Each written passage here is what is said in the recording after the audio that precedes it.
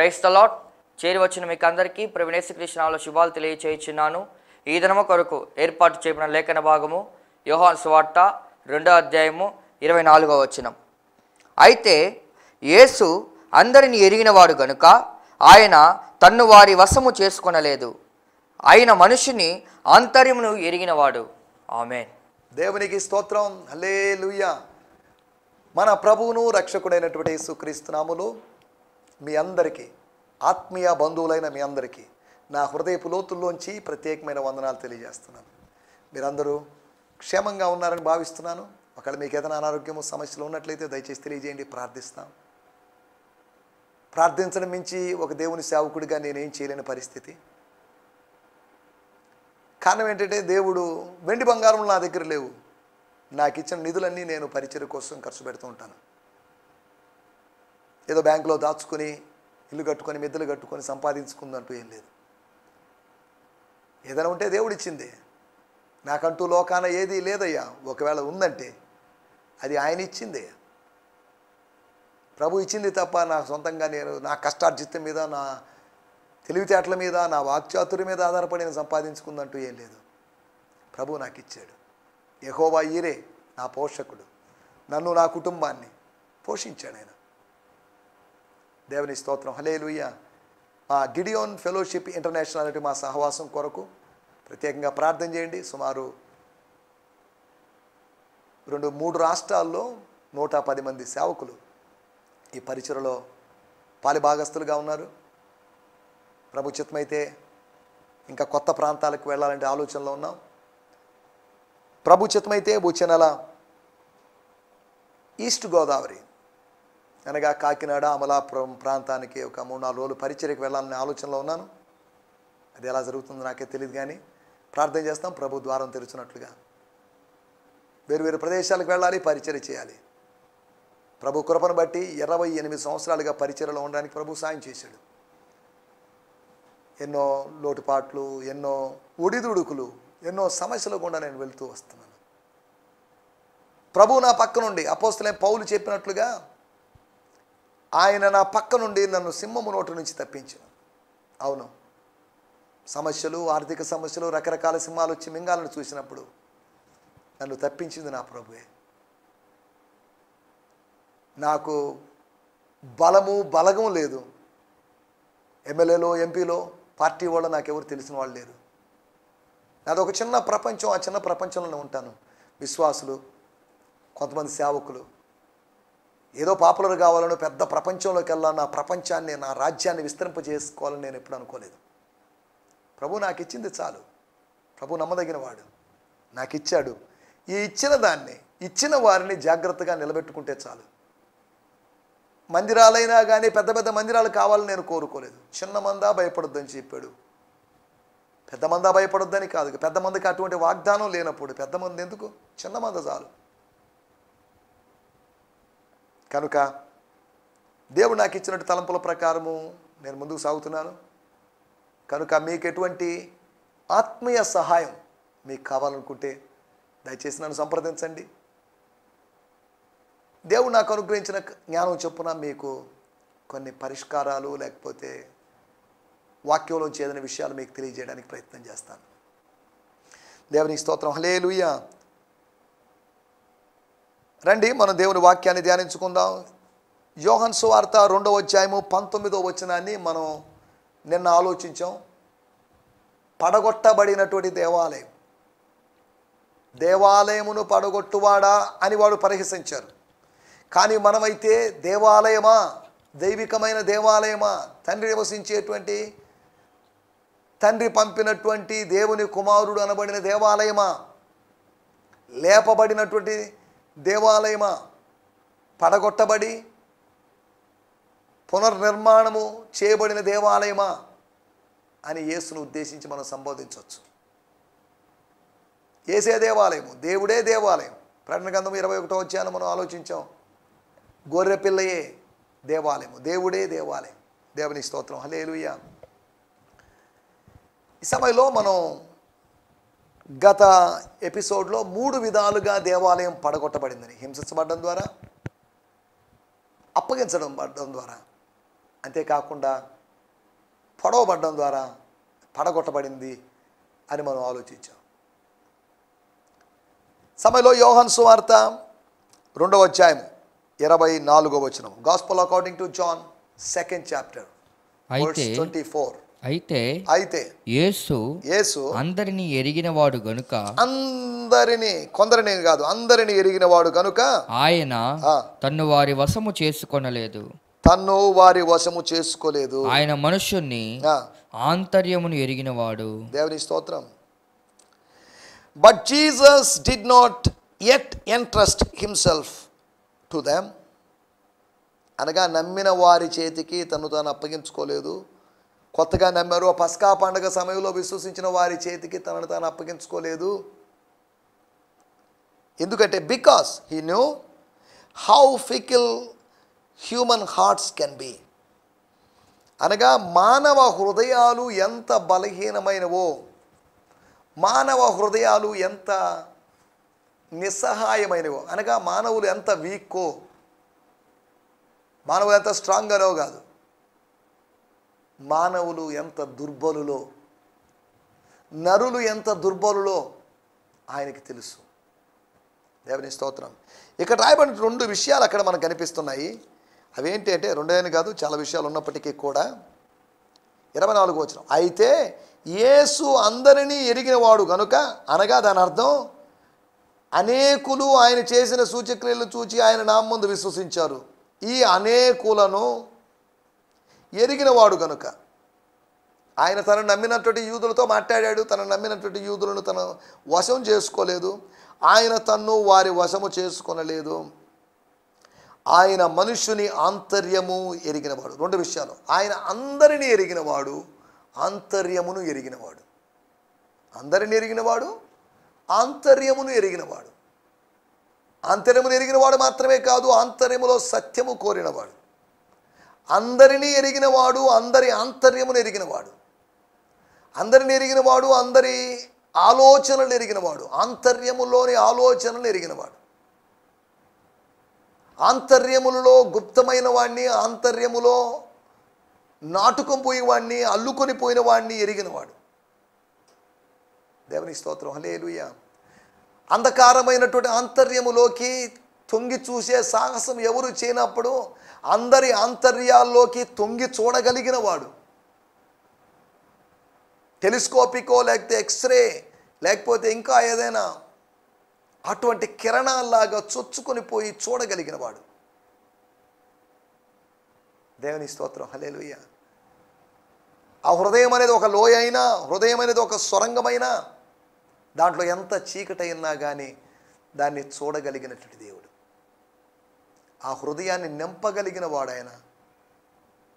హృదయాన్ని గుచ్చగలిగిన వాడు, పొడవగలిగిన వాడు, నరకగలిగిన వాడు, హృదయం విషయంలో కార్యము చేయగలిగిన వాడు. దేవుని స్తోత్రం. హల్లెలూయా.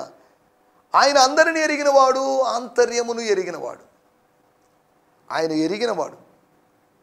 మన టైటిల్, ఈరోజు మెసేజ్కి మన టైటిల్ అన్నీ ఎరిగినటువంటి యేసు. Jesus knows everything. ఈ మాట చెప్పినప్పుడు ఒకటి తెలియదండి యేసు ప్రభువుకి అంటారేమో. ఏంటది? ఆయన రాకడెప్పుడో తెలియదు కదా, మిగతా అన్నీ తెలుసు కదా.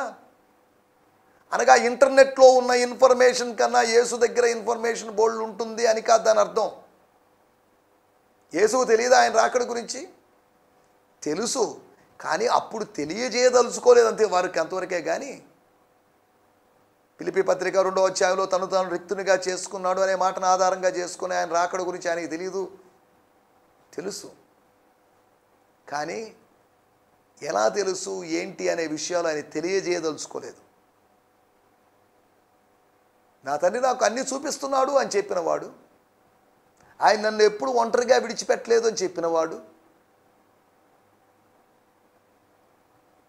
ఆయనకి ఏమి తెలియదు లేకపోతే అదొకటే తెలియదు, ఆయన అప్పుడు సర్వజ్ఞాని కాదు స్వల్పజ్ఞాని కిందకే వస్తాడు. ఆయన అనంత జ్ఞాని కాదు అల్పజ్ఞాని కిందకే వస్తాడు. ఆయన అనంత జ్ఞాని అని కీర్తన గ్రంథంలో దేవుని గురించి రాయబడింది. దేవుడు అనంత జ్ఞాని అయితే దేవుని కుమారుడైన క్రీస్తు కూడా అనంత జ్ఞానే, ఆయనకన్నీ తెలుసు. సరే, మనం కాస్త ముందుకు వెళ్దాం. అన్నీ ఎరిగినటువంటి యేసు. ఇందులోంచి నేను మీకు 5 విషయాలు మీకు జ్ఞాపకం చేయాలని ఆశిస్తున్నాను. అన్నీ అంటే చాలా విషయాలు ఉన్నాయి కదా, 5 విషయాలేనా? 5 విషయాలు ఎరిగిన యేసు అని కాదు, అన్ని విషయాలు ఎరిగినటువంటి యేసు. ఈ అధ్యాయాన్ని ఆధారంగా చేసుకొని ఈ అధ్యాయంలోంచి ఇంకొక 3-4 సందేశాల తర్వాత మనం 3వ అధ్యాయంలోకి వెళదాం. దేవుని స్తోత్రం. ఇంకా ముందుగానే ముగించాలనుకున్నాను కానీ, ముందుగానే 3వ అధ్యాయంలోకి వెళ్ళిపోదాం అనుకున్నాను కానీ, ఇలాగ దేవుడు కొన్ని తలంపులు అనుగ్రహిస్తూ ఉండడాన్ని బట్టి ముందుకు వెళ్తూ ఉన్నాను.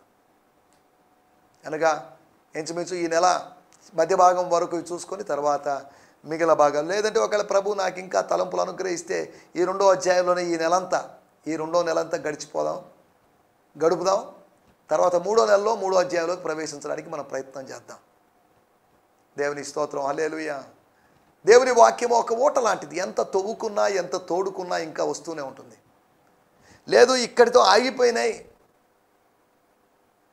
2వ రాజుల గ్రంథము 4వ అధ్యాయం నూనె ఆగిపోయింది అన్నట్లుగా అక్షరార్థమైన నూనె ఆగిపోయిందేమో కానీ వాక్యపు నూనె, పరిశుద్ధాత్మ నూనె ఆగిపోయే అవకాశం లేదు. ఆయన ప్రవహిస్తూనే ఉంటాడు. ప్రవాహాన్ని అడ్డుకునే వాళ్ళు ఎవరు లేరు. దేవుని స్తోత్రం. అన్నీ ఎరిగినటువంటి యేసు, జీసస్ హూ నోస్ ఎవ్రీథింగ్. సర్వజ్ఞాని అయినటువంటి దేవుడిని మనం సేవిస్తున్నాం. సొలొమోను కన్నా గొప్పవాడైనటువంటి దేవుడు. సొలొమోనే అప్పటి ప్రపంచంలో, అప్పటి నోన్ వరల్డ్లో is the number 1. He was the number 1 man, wise man. Solomon కన్నా గొప్పవాడు. దేవుని స్తోత్రం. హల్లెలూయా. సొలొమోను కన్నా ఎన్నో రెట్లు గొప్పవాడు. సొలొమోను జ్ఞానము సొలొమోనుని రక్షించలేకపోయింది. కానీ యేసు యొక్క జ్ఞానం ప్రపంచాన్ని, సంఘాన్ని, దేవుని బిడ్డలను కాపాడుతూ ఉంది. ఆయన యొక్క అనాది కాల సంకల్పం లేదా ఆయన యొక్క భవిష్యత్ జ్ఞానం. దేవుని స్తోత్రం. హల్లెలూయా. ఈ సమయంలో మనం ఆలోచించాల్సిన మాటలు. యేసు ఎరిగాడు? 2వ అధ్యాయము 7వ వచనం. యేసు ఆ బాణలో నీళ్లతో నింపుడని, ఆ బాణలు నీళ్లతో నింపుడి వారితో చెప్పగా, 6 రాతి బాణలు, మీ మత శుద్ధీకరణ కోసం ఉంచబడినటువంటి ఈ బాణలు నీళ్లతో నింపండి. ఆయన ఏం తెలియనట్టుగా ఉన్నాడుగా, నా సమయం ఇంకా రాలేదన్నాడుగా, అంటనట్టుగా ఉన్నాడుగా, టచ్ మీ నాట్ అన్నట్టుగా ఉన్నాడుగా, కాదా, కూల్గా ఉన్నాడుగా. తల్లి ఆందోళన పలుతుంది కానీ తనయుడైనటువంటి యేసు ఎంత కూల్గా ఉన్నాడు. ఆయన ప్రశాంతతను అనుభవిస్తున్నాడు. నా శాంతిని మీకు అనుగ్రహిస్తున్నాను అని చెప్పాడు. యేసు యొక్క శాంతి అనుభవిస్తే ఎంత ప్రశాంతంగా ఉంటాం. ఆపరేషన్ థియేటర్లోనైనా, ఆపరేషన్కి ముందైనా, ఆపరేషన్ తర్వాత అయినా, కరోనా వచ్చిన తర్వాత అయినా, కరోనా రావడానికి ముందైనా కానీ, ఒమిక్రాన్కైనా లేదా నయోకోవ్కైనా ఇంకేదైనా వైరస్కైనా కంగారు పడాల్సిన అవసరం లేదు. ప్రశాంతంగా ఉంటారు. మునిగిపోబోతున్నటువంటి దోణిలో అమరమున పడుకొని ప్రశాంతంగా నిద్రపోతున్నాడు. ఈ ప్రశాంతత ఎక్కడి నుంచి వచ్చింది? అలాగైతే మీరు అడగొచ్చు, యోనాకు కూడా ప్రశాంతత ఉంది కదా అని. యోనా ప్రశాంతత వేరు. యోనా అలసిపోయి నిద్రపోయాడు.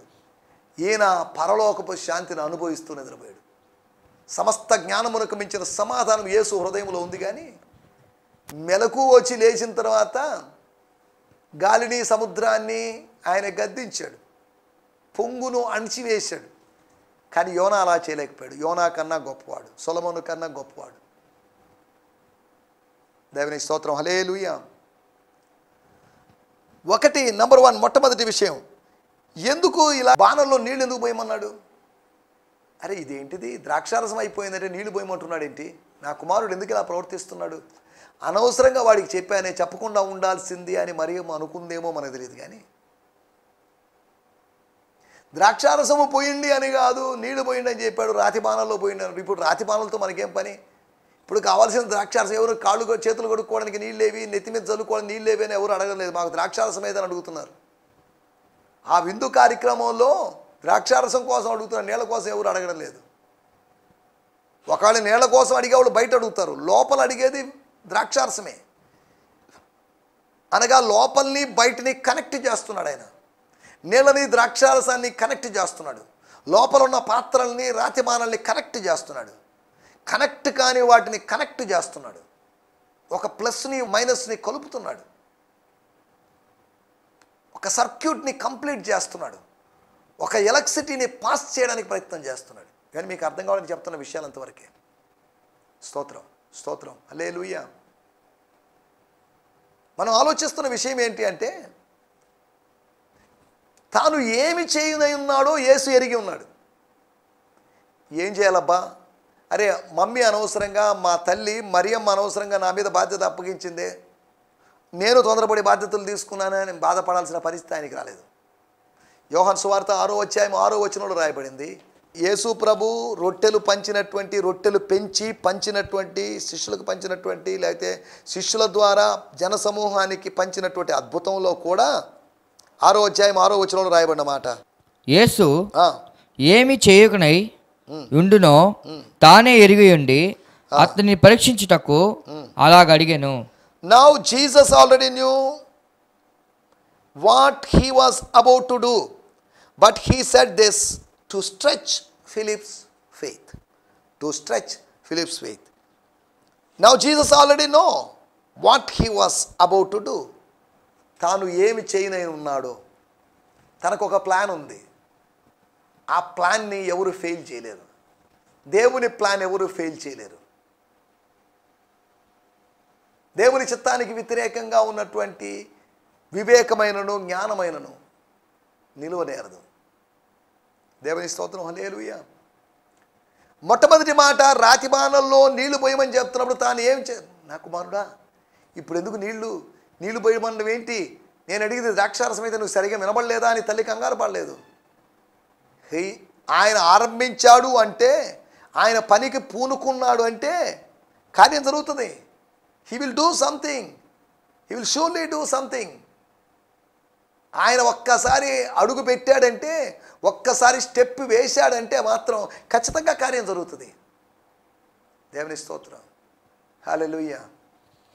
మనం ఇక్కడ ఆలోచిస్తున్నట్టు విషయాలు, ఒకటి, తాను ఆయన ఏమి చేయనై ఉన్నాడో, ఏమి చేయాలో ఆయనకి తెలుసు. ఒకటి, ఆయన అందరిని ఎరిగినవాడు, ఆంతర్యం ఎరిగినవాడు, అన్నీ ఎరిగినవాడు.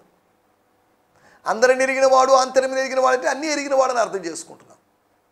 అన్నీ ఎరిగినవాడు అంటే ఒకటి, ఏమి చేయాలో ఎరిగినవాడు.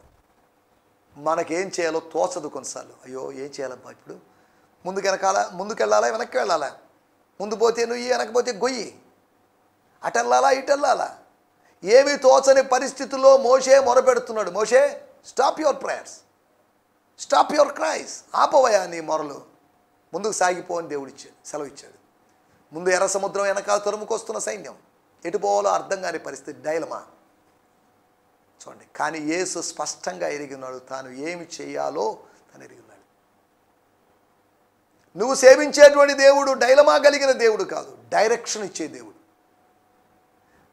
నీ దేవుడు, మనం సేవిస్తున్నటువంటి యేసు అనేటువంటి దేవుడు సందిగ్ధ అవస్థలో పడేసేటువంటి దేవుడు కాదు, స్పష్టమైనటువంటి నడిపింపును అనుగ్రహించేటువంటి దేవుడు. దేవుని స్తోత్రం. రెండో విషయాన్ని నేను మీకు జ్ఞాపకం చేస్తాను. యోహాను సువార్త 2వ అధ్యాయం 11వ వచనం. గలిలయలోని కానాలో యేసు ఈ మొదటి సూచక క్రియను చేసి తన మహిమను బయలుపరచెను. అందువలన ఆయన మహిమను బయలుపరచను అంటే తన మహిమను చూపించాడు, తన గొప్పతనాన్ని చూపించాడు, తన గ్లోరీని రివీల్ చేశాడు, బయలుపరిచాడు. అందువలన ఆయన శిష్యులు ఆయన యందు విశ్వాసం ఉంచారు. దేవుని స్తోత్రం. రెండవది, ఏమి చూపించాలో ఆయన ఎరిగి ఉన్నాడు. చూడండి, ఆయన ఏం చూపించాలో రూపాంతరపు సందర్భం కాదు అది.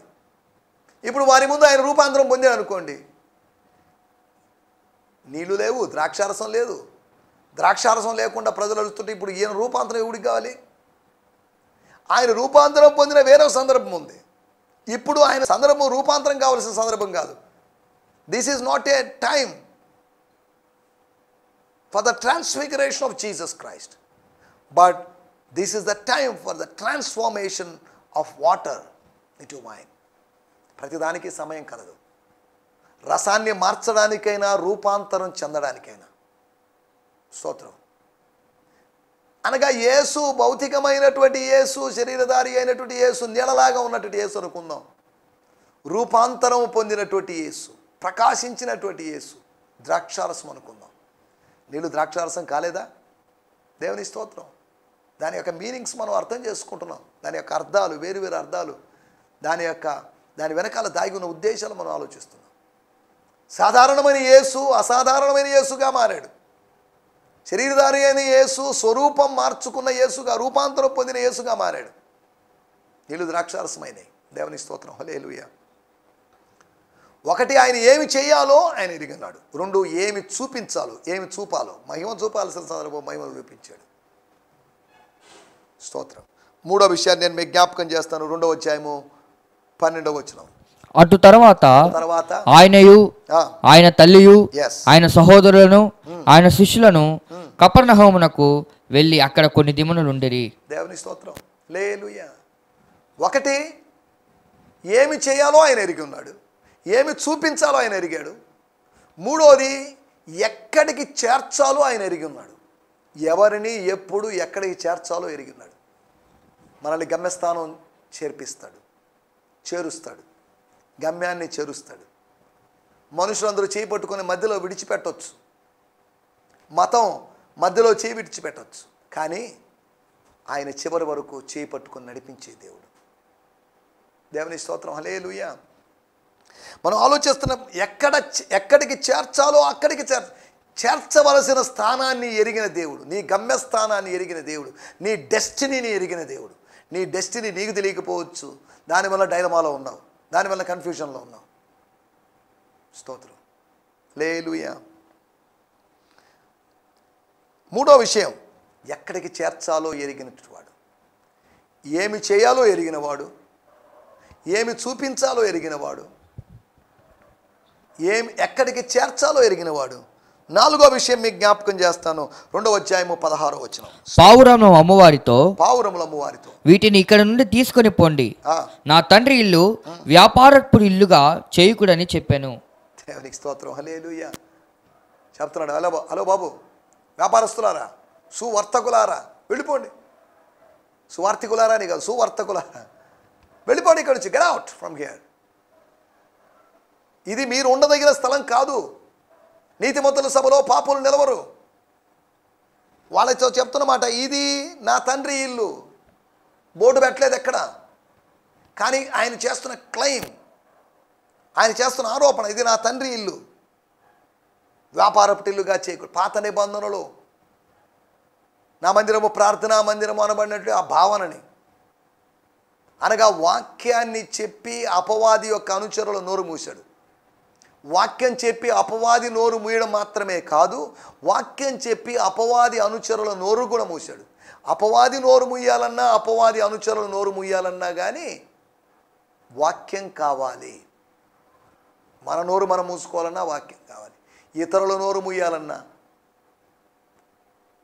మనకు దేవుని వాక్యం యొక్క అవసరం ఉంది. దేవుని స్తోత్రం. హల్లెలూయా. అనగా ఏమి చెప్పాలో ఆయన ఎరిగి ఉన్నాడు. ఒకటి, ఆయన ఏమి చేయాలో ఎరిగి ఉన్నాడు, ఏమి చూపించాలో ఆయన ఎరిగి ఉన్నాడు, ఎక్కడికి చేర్చాలో ఎరిగి ఉన్నాడు. నాలుగవదిగా, ఏం చెప్పాలో. మనకు కొన్నిసార్లు ఏం చెప్పాలి వీళ్ళకి? హలో, ఇవన్నీ ఎందుకు చేస్తున్నారండి మీరు అని అడిగితే ఏం చెప్పాలి? వడ్రంగవాని కుమారుడివి కదా నువ్వు, ఇక్కడ మేముంటాం, మా కమిటీ ఉంది, మా యాజకులు మేము చూసుకుంటాం, మధ్యలో నువ్వెవరివి అని ప్రశ్నిస్తే ఏం చెప్పాలి? వాక్యం చెప్తే శత్రువు యొక్క నోరు మూయబడుతుంది. వాక్యం వినియోగించాలి. వాక్యంలో శక్తి శత్రువు యొక్క నోరు మోస్తుంది. దేవుని స్తోత్రం. హల్లెలూయా.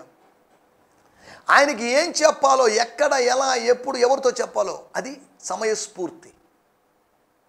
మనకు కూడా అలాగే తెలిసి ఉండాలి ఏం చెప్పాలి. ఇప్పుడు దేవుని సేవకులమైన మేము ఏం చెప్పాలో ఎరిగి ఉండాలి. ఎరగకపోతే పిచ్చి పిచ్చి మాటలు ఏదో చెప్పేసి వస్తాం, నిష్ప్రయోజనమైన మాటలు చెప్పేసి వస్తాం. యేసు ఎరిగినటువంటి నాలుగో విషయం, మనం ఆలోచిస్తున్న విషయం, ఏమి చెప్పాలో ఎరిగాడు. వాక్యం చెప్తే చాలు. ఇలాగూ రాయబడినది అని చెప్తే చాలు. ఇట్ ఈస్ రిటన్ అని మాట పలికితే చాలు. యెహోవా వాక్కు ఇదే అని చెప్తే చాలు. స్తోత్రం. హల్లెలూయా. చివరి విషయం, 5వ విషయం నేను చెప్పి ముగించేస్తాను. యోహాను సువార్త 2:21. అయితే ఆయన శరీరము, ఆయన తన శరీరమును దేవాలయమును గూర్చి ఈ మాట చెప్పెను. చూడండి, నీవు లేపుదవా? యూదులు ఈ దేవాలయమును 20వ వచనంలో, దేవాలయం 46 సంవత్సరములు కట్టిరే, నీవు 3 దినములో దాన్ని లేపుదవా? లేపుదును అని కానీ, లేపను అని కానీ, లేపలేను అని కానీ, లేపడానికి ప్రయత్నం చేస్తానని కానీ ఎటువంటి ఆన్సర్ రాలేదు. ఆయన మౌనంగా ఉన్నాడు. ఎందుకు మౌనంగా ఉన్నాడు? ఆన్సర్ చెప్పలేకనా? కారణం ఏంటి? వాళ్ళు అనుకున్న దేవాలయం వేరు, తాను చెప్పిన దేవాలయం వేరు. ఇప్పుడు వీళ్ళకి ఇది చెప్తే వీళ్ళకి అర్థం కాదు. శరీర సంబంధులకి ఆత్మ సంబంధమైన విషయాలు ఏమర్థమవుతాయి? ఆత్మ సంబంధమైన విషయాలు ఆత్మ సంబంధమైన మనిషి శరీర సంబంధమైన విషయాలు అర్థం చేసుకుంటాడు, కానీ శరీర సంబంధి ఆత్మ సంబంధమైన విషయాలు అర్థం చేసుకోలేడు.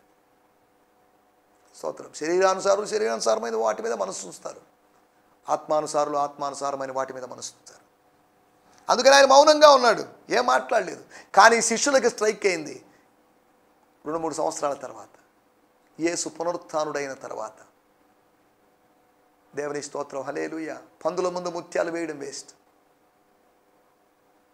కాబట్టి పందుల్లాంటి ఆ మత పెద్దల ముందు, ఆత్మీయ పందులుగా ఉన్నటువంటి వారి ముందు నేను మీతో చాలా చెప్పాల్సిన సంగతులు చాలా ఉన్నాయి, మీరు వాటిని సహించలేరు అని ప్రభు తన శిష్యులతో అన్నాడు. అనగా శిష్యులతోనైనా, శత్రువులతోనైనా, శిష్యులతోనైనా, మతపరమైనటువంటి మనుషులతోనైనా ఆయన అన్నీ చెప్పలేదు. ఆయన కొన్నిసార్లు మౌనంగా ఉన్నాడు. ఆయన మౌనం వాడికి జవాబిచ్చింది. మౌన జవాబునిచ్చే దేవుడు. దేవుని స్తోత్రం. నా మాటలు ఇక్కడ ముగిస్తున్నాను. ఏమి చెప్పకూడదో ఎరిగిన దేవుడు. చూడండి, ఏమి చెప్పాలో ఏమి చెప్పకూడదు మనం 2 ఎరిగి ఉండాలి. ఏం చెప్పాలో ఏం చెప్పకూడదు. పర్సనల్ విషయాలన్నీ ఇక్కడ నిలబడి చెప్పామనుకోండి, దానివల్ల ప్రయోజనం ఏంటి? నా ఆశలు చెప్పుకుంటూ ఉంటే దానివల్ల ప్రయోజనం ఏంటి? వాక్యపు ఆశయాలు, దేవుని యొక్క ఆశయాలు చెప్పాలి, కానీ నా ఆశలు చెప్పుకోవడంలో అర్థమే ఉంది ఇక్కడ. స్తోత్రం. నా మాటలు నేను ఇక్కడ ముగిస్తున్నాను.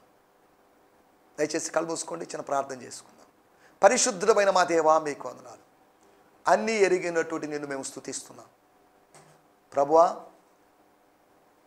మీరు ఏమి చేయాలో ఎరిగిన దేవుడు అని, ఏమి చూపించాలో ఎరిగిన దేవుడు అని, అంతేకాకుండా ఎక్కడికి చేర్చాలో ఎరిగిన దేవుడు అని, ఏం చెప్పాలో ఎరిగిన దేవుడు అని, ఏం చెప్పకూడదో ఎరిగిన దేవుడు అని, 5 విషయాలు ఎరిగిన దేవుడిగా మేము చూస్తున్నాం. అందుని బట్టి మీకు వందనం చేస్తున్నాం. మాకు కూడా మీలాగా ఇన్ని విషయాలు మేము ఎరిగి ముందుకు సాగుతూ సాయం చేయమని, అజ్ఞానుల వలె కాక జ్ఞానుల వలె ముందుకు సాగుతూ సాయం చేయమని యేసు క్రీస్తు నామములోనే ప్రార్థించడుగుతున్నాం పరమ తండ్రి.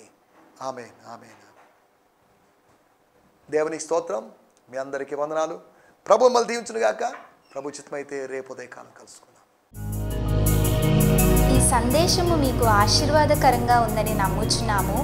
ప్రార్థనా అవసరతల కొరకు మమ్మల్ని సంప్రదించవలసిన మా చిరునామా గిద్యోన్ మిషన్ చర్చ్, 6వ వీధి, శాంతినగర్, నెల్లూరు 4, ఆంధ్రప్రదేశ్. పిన్ 524004.